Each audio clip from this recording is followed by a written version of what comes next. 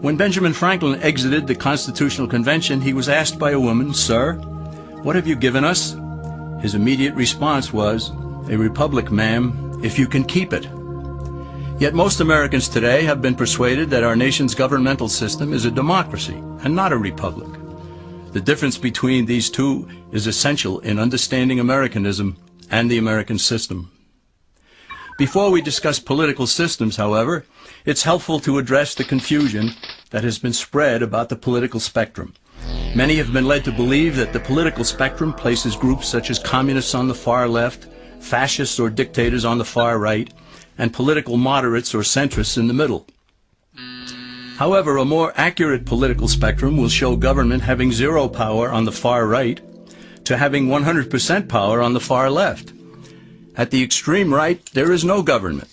The extreme left features total government under such labels as communism, socialism, Nazism, fascism, princes, potentates, dictators, kings, any form of total government.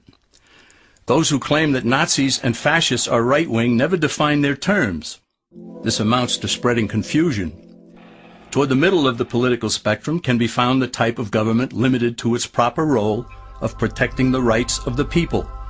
That's where the Constitution of the United States is. Those who advocate such a form of government are really constitutional moderates.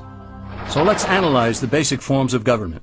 They are monarchy or dictatorship ruled by one, oligarchy ruled by a few, democracy ruled by a majority, republic ruled by law, and anarchy, which is ruled by no one. In discussing these five, we'll see that they can be narrowed down to even fewer. Looking first at monarchy or dictatorship, this form of government doesn't really exist in the practical sense. It's always a group that puts one of its members up front. A king has his council of nobles or earls, and every dictator has his bureaucrats or commissars, the men behind the scenes. This isn't ruled by one, even though one person may be the visible leader. It's ruled by a group. So let's eliminate monarchy, dictatorship, because it never truly exists. Oligarchy, which is ruled by a group, is the most common form of government in all history. And it is the most common form of government today. Most of the nations of the world are ruled by a powerful few, and therefore oligarchy remains. At the other end, we find anarchy, which means without government. Some people have looked over history and found that many of its worst crimes were committed by governments, so they decided that having no government might be a good idea. But this is a mistake, because as the ancient Greeks stated, without law there can be no freedom. Our founding fathers agreed and held that some amount of government is a necessary force in any civilized, orderly society. In a state of anarchy, however, everyone has to guard life, liberty, and property, and the lives of family members. Everyone must be armed, and movement is severely restricted because one's property has to be protected at all times. Civilized people have always hired someone to do the guarding, a sheriff, a police force, or some branch of government. Once law enforcement was in place, the people were freer. They could leave their property, work in the fields, and so on. In short, the proper amount of government makes everyone freer. There are some who advocate anarchy, however, not because they want no government, but because they don't like what they have. They use anarchy as a tool for revolutionary change. The condition of anarchy is very much like a vacuum where something rushes in to fill it. These calculating anarchists work to break down the existing government with rioting, killing, looting, and terrorism.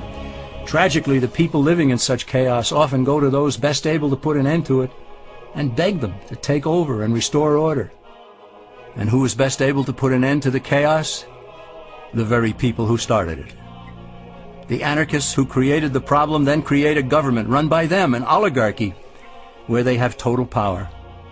This is exactly what happened in Russia that led to Lenin taking total power, and in Germany where Hitler's brown shirts created the chaos that brought him to power. But anarchy isn't a stable form of government. It's a quick transition from something that exists to something desired by the power-hungry. It's a temporary condition, and because it isn't permanent, we eliminate it as well. The word democracy comes from two Greek words, demos, meaning people, and kratein, meaning to rule. Democracy, therefore, means the rule of the people, majority rule. This, of course, sounds good, but suppose the majority decides to take away one's home, or business, or children. Obviously, there has to be a limit. The flaw in democracy is that the majority isn't restrained. If more than half the people can be persuaded to want something in a democracy, they rule. What about republic? Well, that comes from the Latin, res meaning thing, and publica meaning public. It means the public thing, the law. A true republic is one where the government is limited by law, leaving the people alone. America's founders had a clean slate to write on. They could have set up an oligarchy. In fact, there were some who wanted George Washington to be their king. But the founding fathers knew history, and they chose to give us the rule of law in a republic, not the rule of a majority in a democracy. Why? Let's demonstrate the difference in the setting of the Old West. Consider a lynch mob in a democracy. 35 horseback riders chase one lone gunman. They catch him, and they vote 35-1 to hang him. Democracy has triumphed, and there's one less gunman to contend with. Now consider the same scenario in a republic. The 35 horseback riders catch the gunman and vote 35-1 to hang him. But the sheriff arrives, and he says, "You can't kill him. He's got his right to a fair trial." So they take the gunman back to town. A jury of his peers is selected, and they hear the evidence and the defense, and they decide if he shall hang. Does the jury even decide by majority rule? No, it has to be unanimous, or he goes free. The rights of the government aren't subject to majority rule, but to the law. This is the essence of a republic.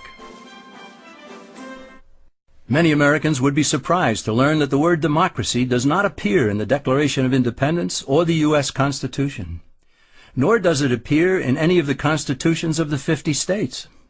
The founders did everything they could to keep us from having a democracy.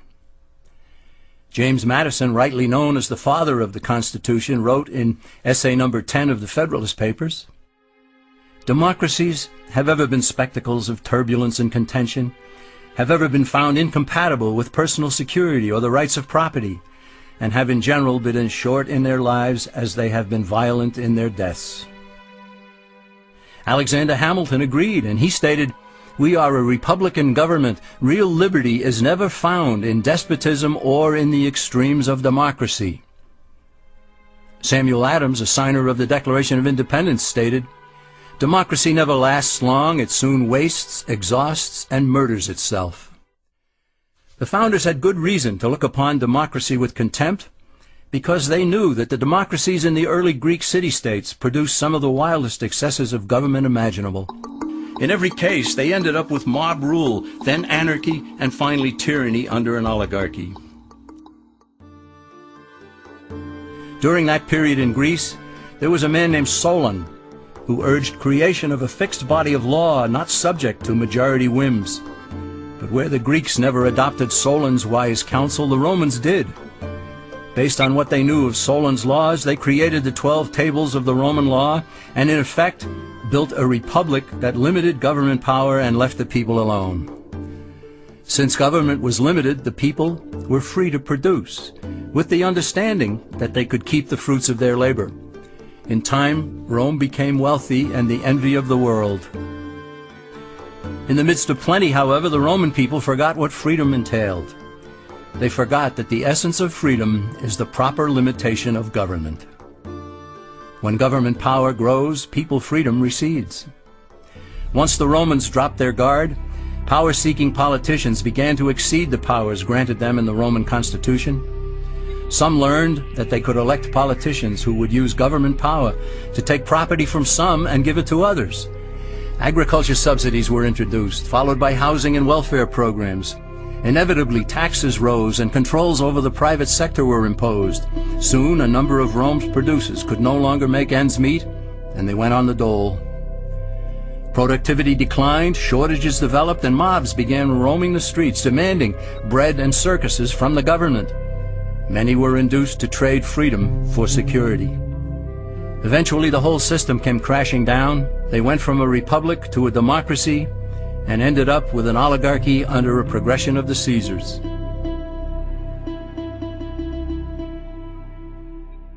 Thus, democracy itself is not a stable form of government.